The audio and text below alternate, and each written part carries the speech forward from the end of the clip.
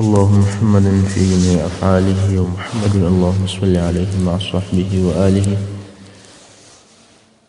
صلاة تكون لك رضاء ولحقه أداء.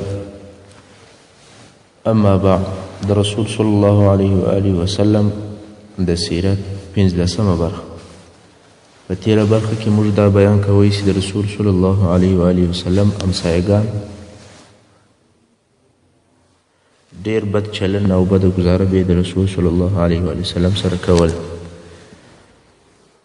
یو په هغو کې عقبه ابن ابي معیط.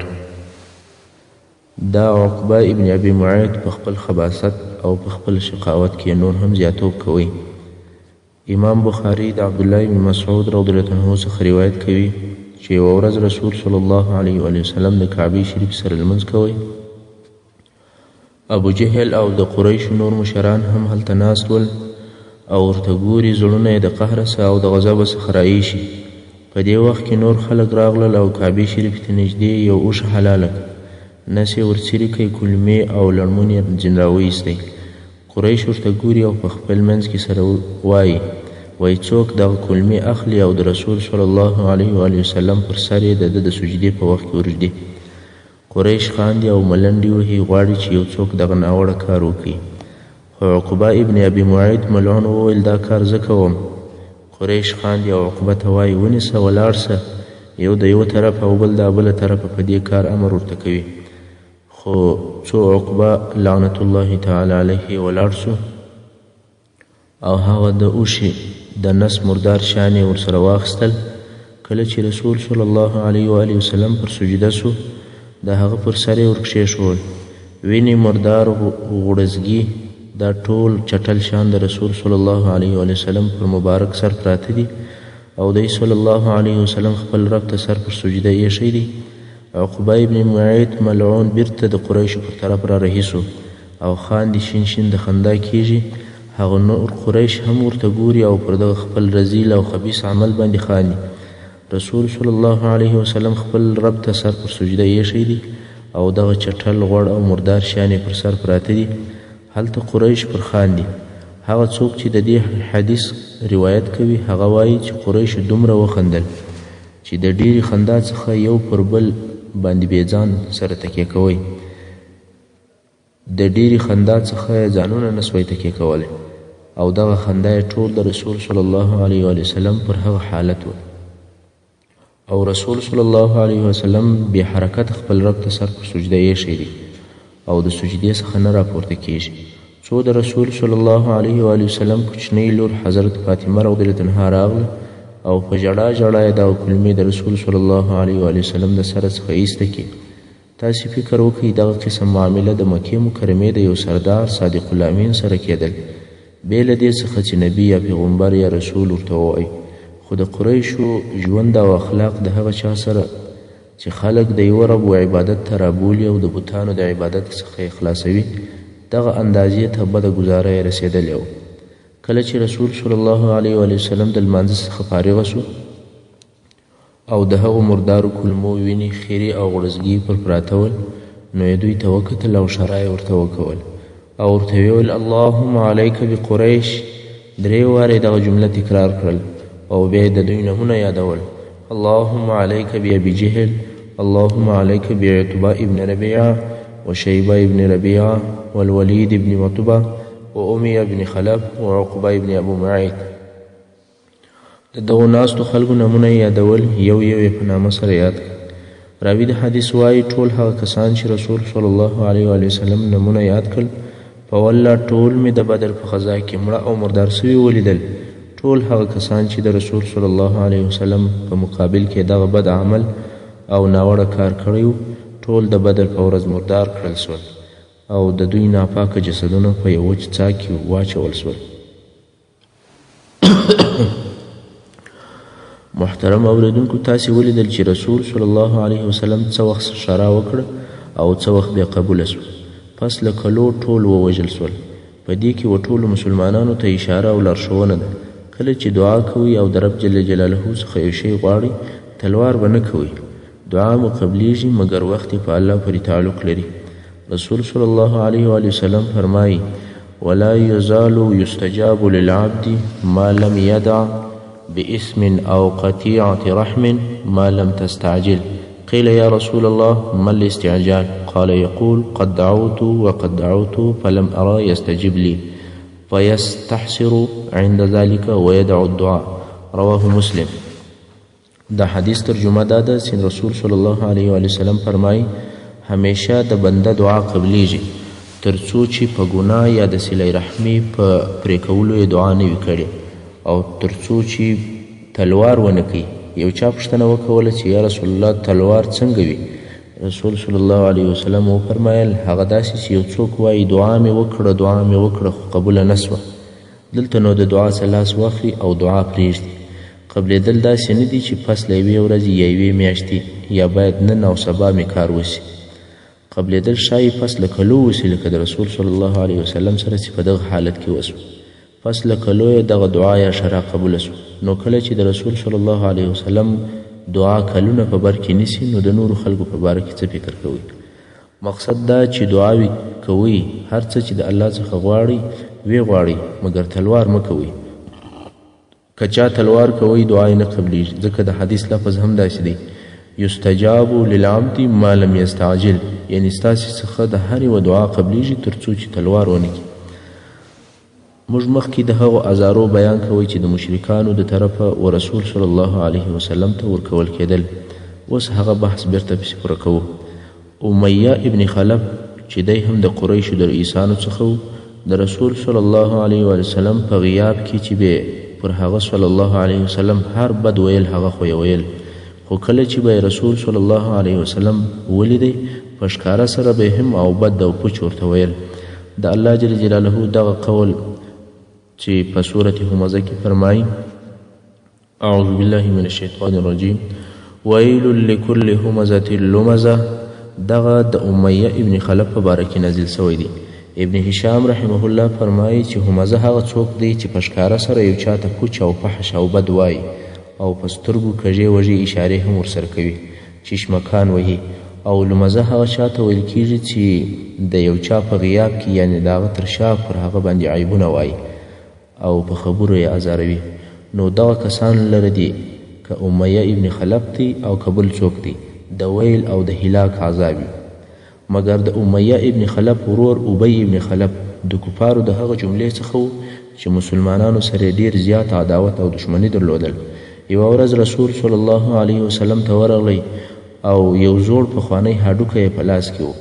داسې زوړ هډوکی و چې بالکل وروست او شړېدلی و. دغه هډوکی یې مات کړئ او په ورغوي کې یې سره وموښئ څو داسې سو لکه اوړه. بیا یې دغه اوړه د رسول صلی الله علیه وسلم مبارک پر مخ ور وپاشل او رسول صلی الله علیه وسلم ته وویل ته وایې چې الله موږ د دغو اوړو یا د دغو ایرو څخه بیا راژوندي کوي؟ څوک پس له مرګه موږ بیرته راژوندي کولی شي؟ پس له دغه څخه چې موږ دغسې ایرې سو لکه دغه هډوکي بیا راژوندي کېدلی سو؟ په دې باره کې د الله جل جلاله دا قول نازل شو. په سورة یاسین 88 نمبر آیت کې الله جل جلاله فرمایي اعوذ بالله من الشیطان الرجیم وضرب لنا مثلا ونسي خلقه قال من يحيي العظام وهي رميم، یعنی موږ ته یې د وراسته شړېدلي هډوکي مثال راوړی او خپل پیدایش یې هېر کړی دی. دی وایي څوک به دغه هډوکي ژوندي کړي؟ حال دا دی چې دغه هډوکي وراسته او شړېدلي. په بل آیت کې الله پسې فرمایي قل یحییها الذي انشأها اول مرة وهو بكل خلق علیم. یا محمد صلی الله علیه وسلم دته ووایه چې بیا یې هغه قادر مطلق ذات را ژوندي کوي چې اول وار یې پیدا کړي او بېشکه دغه الله پر هر قسم پیدایش باندې ښه عالم دی، که نوی پیدا کول وي او که زاړه.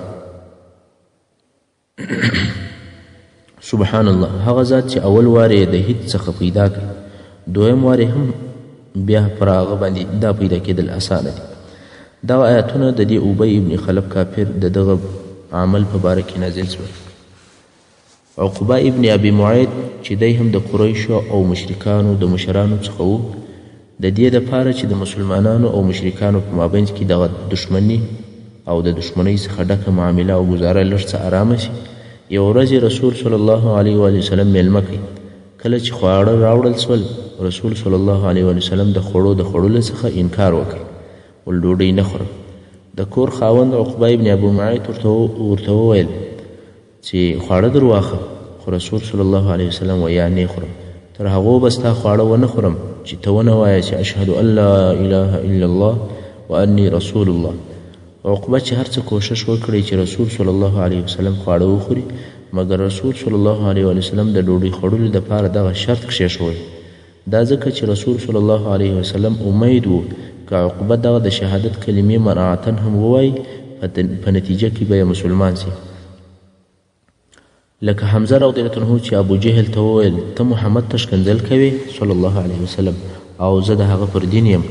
دا خبره د حمزه رضی الله عنه تر خولې بې ارادې راووتله، خو بیا د دغې خپلې خبرې په واسطه مسلمان سو. د حمزه رضی الله عنه د اسلام کیسه به وروسته په تفصیل سره درته بیان سي.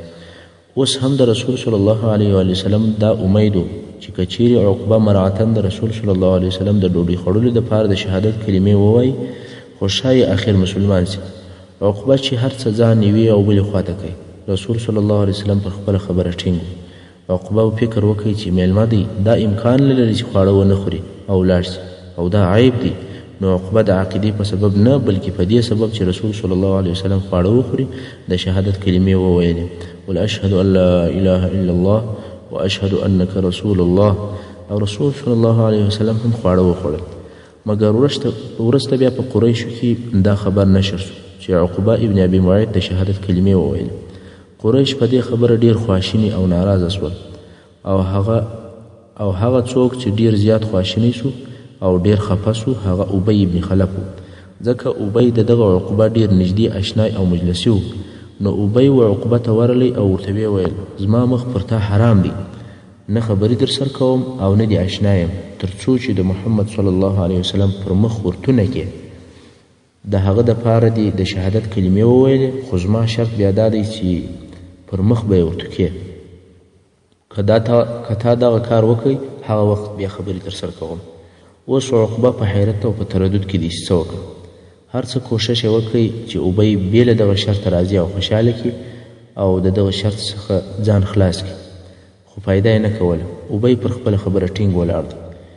د عقبه په مخ کې دوې لارې دي، یا به د محمد صلی الله علیه وسلم په مقابل کې دغه ناوړه عمل کوي، یا به د قریشو مشران د لاسه ورکوي. اخر یې دا ښه وبلل چې محمد صلی الله علیه وسلم خفه او ناراضه کړي. نو ورغلی د رسول صلی الله علیه وسلم پر مبارک مخ یې ورتوکل. رسول صلی الله علیه وسلم چپ او پټه خوله و، هیڅ یې نه ورته وویل. تاسې ښه فکر وکړئ، دا هم یو د هغه ازارو څخه دی او هغه اهانتو څخه دی چې رسول صلی الله علیه وسلم ته د دین د نشرولو دپاره او د دعوت په لار کې دا تکلیفونه ورته رسېدلي دي.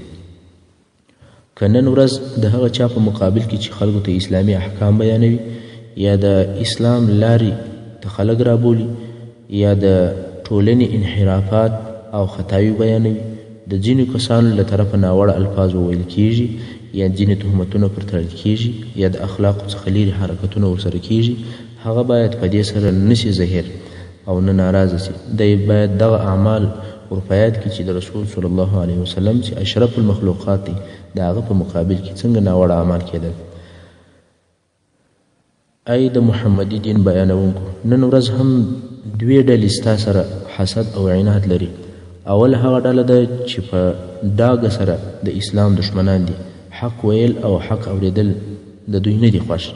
او دویمه هغه ډله ده چې په ښکاره سره خو حاجي یا مولا یا اخونزاده دی، خو د دعوت او د تبلیغ فضیلت د دوی نه دی په برخه سوی. نو ځکه د حسد په سبب یوازې دا نه چې ستا واز او دعوت نه خوښوي، بلکې پر تا هم د دې دپاره عیبونه وایي چې خلک در څخه متنفره کړي او هغه د شیطان راضي او د حسد اور یې مړ سي. مګر د یو واعظ او عالم مقصد باید د الله رضا او د دین نشرول وي، که څه هم په دغه لار کې تکلیفونه او آزارونه ورکول سي. یو مسلمان باید د دین د نشرولو په لار کې تهمتونه او آزارونه په پراخه سینه سره قبول کړي، ځکه د هغه معامله د الله دپاره ده او د الله د رضا دپاره ده. خلک د پیسو د ګټلو دپاره تکلیفونه او آزارونه قبلوي. ته ای مبلغه او مواعظه د الله د رضا او د جنت دپاره قبول کړه. خو دا دې هم درته معلومه وي چې د دغو حاسدانو په مقابل کې هلته نور ډیر داسې خلک سته چې ستا د وعظ کولو او د دین د نشرولو څخه ډیر خوښ دي او الله ستا په وعظ او نصیحت سره دوی سمې لارې ته راوستلي دي او د ښه عمل کولو توفیق یې هم ورکړی دی. هغه خلک باید چې د فکر څخه ونه باسي. بیرته راځو خپله کیسې ته. د دغه عقبه ابن ابي معیط او د ده د ملګري ابی ابن خلف په باره کې د سورة الفرقان دغه آیتونه نازل شول. اعوذ بالله من الشیطان الرجیم. ويوم يعض الظالم على يديه يقول يا ليتني اتخذت مع الرسول سبيلا يا ويلتى ليتني لم اتخذ فلانا خليلا لقد أضلني عن الذكر بعد إذ جاءني وكان الشيطان للإنسان خذولا. يعني يا محمد صلى الله عليه وسلم هغه د قیامت ورځ در په یاد که چې دغه ظالم به د پښیمانۍ په سبب د ډېره غم او افسوسه په خپلو لاسو خولې لګوي او وایي به کشکې د رسول صلی الله علیه وسلم د هغه سره د هغه پر لار تللی وای او وایي به چې ما لره دې ویل او هلاک او خرابي وي. کشکې مې پلانی چې دغه ابی ابن خلف دی د ځان دوست او خلیل نه وای ګرځولی. په تحقیق پس له هغه څخه چې د قرآن ذکر او نصیحت ما ته رالی ده زه ګمراه کړم. بیا نو الله جل جلاله پسې پر وفرمایل او شیطان د انسان دپاره ښویونکی او خطا ایستونکی دی. دا عقبه ابن معیط به د قیامت په ورځ وایي ډېر افسوس قریبه وه چې زه اسلام ته داخل سوی وای مګر ابی ابن خلف کافر راته راغلی او ګمراه کړم. نو به د قیامت په ورځ د پښیمانۍ په خپلو لاسو غاښونه لګوي چې ایمان او اسلام یې له لاسه ووتی. سره د دې چې دی ورنږدې سوی هم و. ابو جهل ملعون به ځینې وختونه و رسول صلی الله علیه وسلم ته کښېنستی، قرآن مجید به یې اورېدی او بیا به ولاړ سو، نه ایمان راوړی او نه د رسول صلی الله علیه وسلم اطاعت کوئ. خو پر دې سربیره به یې رسول صلی الله علیه وسلم په خبرو هم ازاروئ او د عبادت او لمانځه څخه به یې هم منع کوئ او بیا به یې دغه خپل د شر په عمل باندې فخر هم کوئ لکه یو لوی کار چې یې کړی وي. او د ده ملعون په باره کې د سورة القیامه دغه آیاتونه نازل سوي دي. اعوذ بالله من الشیطان الرجیم. فلا صدق ولا صلى ولكن كذب وتولى ثم ذهب إلى أهله يتمطى.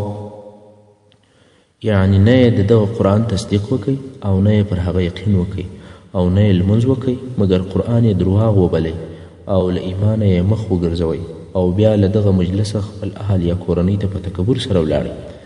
ابو جهل ملعون چې د اولې ورځې څخه رسول صلی الله علیه وسلم ولیدی چې په حرم شریف کې لمونځ کوي، د دغه لمانځه څخه یې منع کوئ.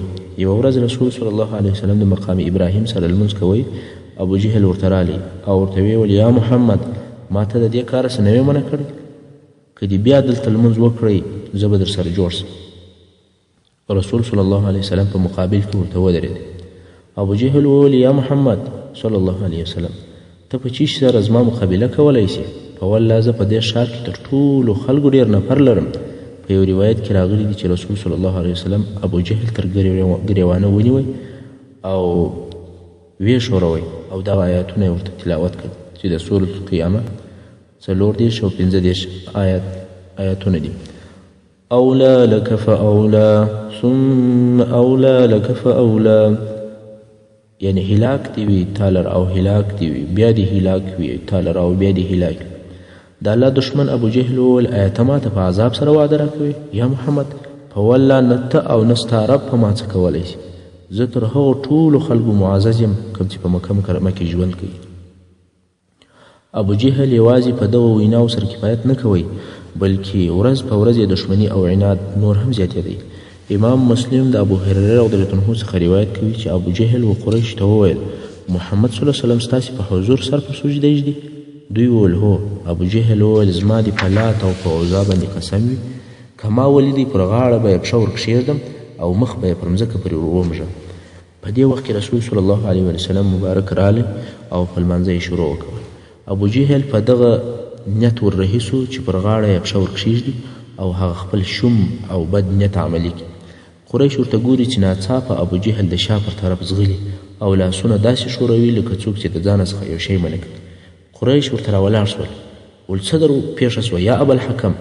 ابوجهل وویل زما او د ده په مابینځ کې د اور خندق او مخ ته مې د مرغانو وزرونه ول لکه ما چې په چپلاخو یا په څپېړو وهي. رسول صلی الله علیه وسلم مبارک فرمایي که دی ما ته رانږدې سوی وای ملایکو به اندام اندام کړی وای او ټوک ټوک به یې کړی وای. دا د هغو تکالیفو او ازارو څه بیان و چې رسول صلی الله علیه وسلم ته ورکول کېدل، سره د دې چې رسول صلی الله علیه وسلم د لوړ او خواږه شخصیت خاوند و.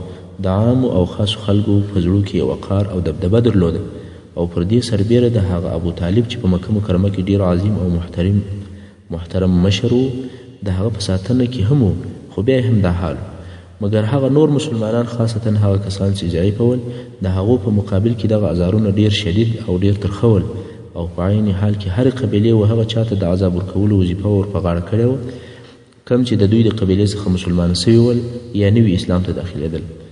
او هر هغه څوک چې په قبیله به یې نه درلودل هغو ته به یې بیا لوچک خلک ور وګمارل. هم به د قبیلو رئیسانو خپل زړونه په سړول او هم به دې اوباشانو او لوچک خلکو داسې سخت او قسم عذابونه ورکول چې په اورېدلو یې د انسان زړه ټوک ټوک کېږي. راسئ چې د دغو عذابو او ازارو څخه لږ څه د دې دپاره واورو چې دا رامعلومه سي چې اسلام په څونه تکالیفو نشر سوی دی او بیا تر ما او تا پورې رارسېدلی دی. خو بدبختانه چې نن ورځ موږ د اسلام او د هغه د احکامو څه بې پروا یو. ابوجهل چې به د هر چا د اسلام د راوړلو واورېدل که به هغه سړی د قوم او د شرف خاوند نو به خبر ورکوي یا په اوسنۍ اصطلاح اخطار به ورکوي، ورته ویل به سړی خبر اوسه په مال او په عزت کې به دونه تاوان در ورسوم چې ته بې توان او طاقت نه لرې. او که به هغه سړی ضعیف و نو په وهلو او ټکولو به شروع وکول. عثمان ابن عفان رضی الله عنه مبارک چې مسلمان شو د ده اکا به په هغه بوریا کې وپیچئ چې د خرما د ونې د پاڼو څخه به جوړه سوې وه او بیا به یې د کښته څخه دود ورته جوړ کړي. عثمان رضی الله عنه به په دې بوریا کې پیچلی و او دغه دوده به ورته لاندې دودېدله او دوده به ورکول کېدل. مصعب ابن عمیر رضی الله عنه مبارک چې ډېر نازولی او ډېر پیشني ځوان و په ناز او په نعمت کې لوی سوی و.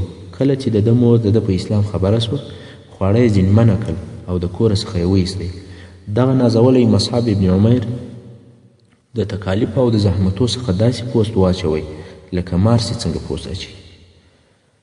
محترم اوریدونکو څه په دقت سره دغو ازارو ته او د دې و صبر او تحمل ته متوجه سئ. یو هم د هغو کسانو څخه سخت ازارونه او تکلیفونه ورکول سوي دي حضرت بلال حبشي رضی الله عنه دی چې دا د امیه ابن خلف مریی و. امیه به د ده په غاړه کې رسۍ ور واچوله او بیا به یې د هلکانو په لاس ورکړي چې د مکې مکرمې په غرو او په شیرو کې وګرځي. تر هغو به یې ګرځوئ چې ټول هلکان به ستړي سول او د بلال رضی الله عنه په غاړه کې به د دغې رسۍ زخمونه پاته ول. امیه به دغه رسۍ ونیوله او بلال رضی الله عنه به یې په ډېر زور او په شدت سره د ځان طرف ته ورکش کړي او دلته به یې ښه ټینګ لرګی ووهي. بلال رضی الله عنه به په زور او په جبر د دوبي د غرمې ولمر ته کښېنوئ او اوبه او خواړه به هم نه ورکول. او تر دې ټولو اشد عذاب دا و چې بلال رضی الله عنه به یې تر مکې مکرمې د باندې غرو او شیلو ته وایستی پر هغه مځکه چې د لمر په حرارت به دونه توده سوې وه چې غوښې پر کبابېدې. دا خبره هغه چا ته معلومیږي چې د مکې مکرمې ګرمۍ لیدلې وي نو به یې پر دغه ګرمه او سوځونکې مځکه لڅ بېله کالو پرېایستی او بیا به یې یو لو او درنه ډبره چې په څو نفرو به یې راپورته کړله د بلال رضی الله عنه پر جګر به یې ورکښېښول او بیا به یې ورته وویل په والله تر هغو به دې دغسې په عذابوو چې یا به مرې یا به د محمد صلی الله علیه وسلم له دینه انکار کوي د لات او د عزا بتانو عبادت به کوي. خو حضرت بلال رضی الله عنه په دغه حال کې فقط دغه یوه جمله ویله احد احد احد احد. په وروسته کې د بلال رضی الله عنه څخه پوښتنه وسوه چې د دغه جملې سر او سبب څه و، تا ولې دغه یوه جمله اختیار کړې وه چې احد احد؟ بلال رضی الله عنه وویل ما په اول کې قسم جملې ویلې خو په ټولو کې دغه جملې و کفارو ته ډېر تکلیف ورکوی او دغه جملې ډېر قهر وروستی او زما زړه غوښتل چې دوی زهیر کړم نو ځکه مې یوازې دغه جمله و دوی ته د عذاب ورکولو په سبب اختیار کړ. د حضرت بلال رضی الله عنه دغه حال و تر څو چې یو ورځ ابوبکر صدیق رضی الله عنه تېرېدی او کفارو و بلال رضی الله عنه ته دغه عذابونه ورکول نو ابوبکر صدیق رضی الله عنه دی د خپل مالک امیه څخه رانیوی او بلکې خپل تکړه مریی د بلال رضی الله عنه په بدل کې ورکړي او څوک وایي چې د سپینو زرو په 15 یا په 7 اوقیې یې رانیوی او بیا یې آزاد کړي. نو ځکه عمر رضی الله عنه به ویل ابوبکر سیدنا و اطلق سیدنا، یعنی ابوبکر زموږ سردار دی او زموږ سردار بلال یې آزاد کړی دی. بل د هغه کسانو چې عذابونه ورکول کېدل هغه عمار ابن یاسر رضی الله عنه چې د بني مخزوم د آزاد سوو مریانو څخه و. دی او د ده کورنۍ د هغو کسانو څخه دي چې ډېر تکلیفونه او زحمتونه یې لیدلي دي. عمار او د ده پلار چې یاسر نومېدی او د ده مور چې سمیه نومېده مسلمانان شول. مشرکانو به د ابوجهل په مشرۍ د ګرمۍ په شدید موسم کې دښته وایستل او هلته به یې سخت عذابونه ورکول.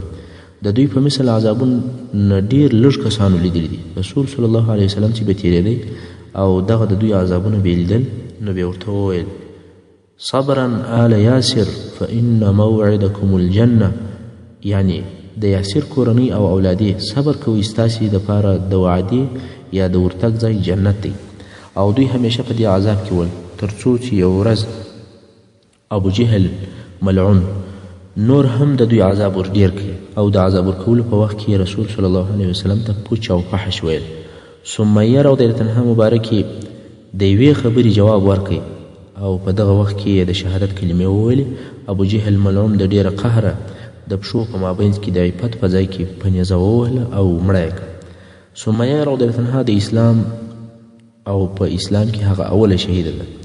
او بیا ابوجهل پر یاسر رضی الله عنه مبارک باندې راواچول او هی یاسر رضی الله عنه چې سپین ږیری او ضعیفه سړی و خو بیا هم پر دین باندې ټینګ و ولې هېڅکله دغه دین نه پرېږدم. نو یاسر رضی الله عنه هم په وهلو کې د ابوجهل ملعون د طرفه ووژل سو او شهید سو. بیا یې پر عمار چې د دوی زوی و راواچول. پس له هغه څخه چې د ده مور او د ده پلار یې د ده په حضور کې شهیدان کړه و ده ته یې هم قسم قسم وهل او عذابونه ورکړل. یو وار بیا پر ګرمو ډبرو پرېیستی، یو وار بیا په لویه درنه ډبره باندې وویشتی، یعنې پر جګر باندې بیا هغه ورکښېښول، یو وار بیا په اوبو کې غوټه کړئ. دغه وهل او عذابونه داسې اندازې ته ورسېدل چې د تحمل او د زغملو امکان یې نه و. ابوجهل به ورته ویل په والله تر هغو دې نه پرېږدم چې محمد صلی الله علیه وسلم مبارک ته بد ونه وایه او پر لات او پر عزا باندې ښه ونه وایه.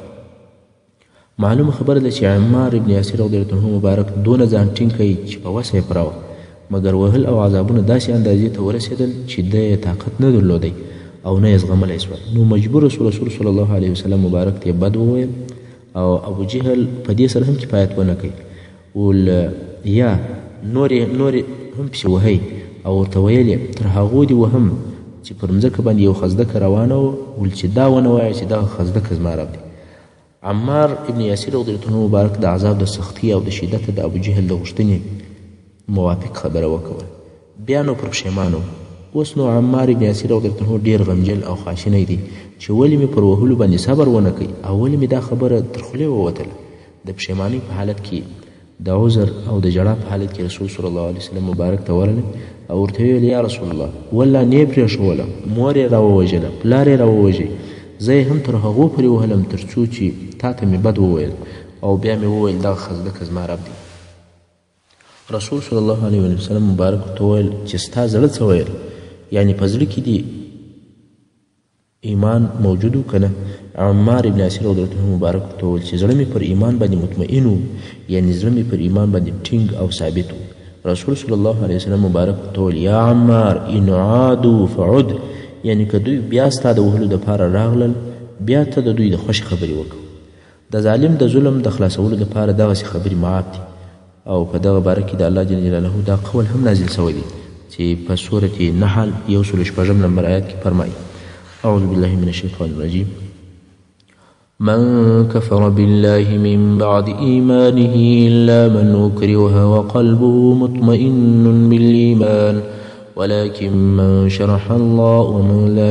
من شرح بالكفر صدرا فعليهم غضب من الله ولهم عذاب عظيم. یعنی هر هغه څوک چې پس له ایمان راوړلو پر الله جل جلاله کافر سي پر هغه د الله غضب دی بې له هغه چا څخه چې زور پر وسي او په داسې حال کې ووایي چې د ده زړه پر ایمان باندې مطمئن او آرام وي مګر هغه څوک چې سینه یې کفر ته پراخه وي نو پر دوی باندې د الله د طرفه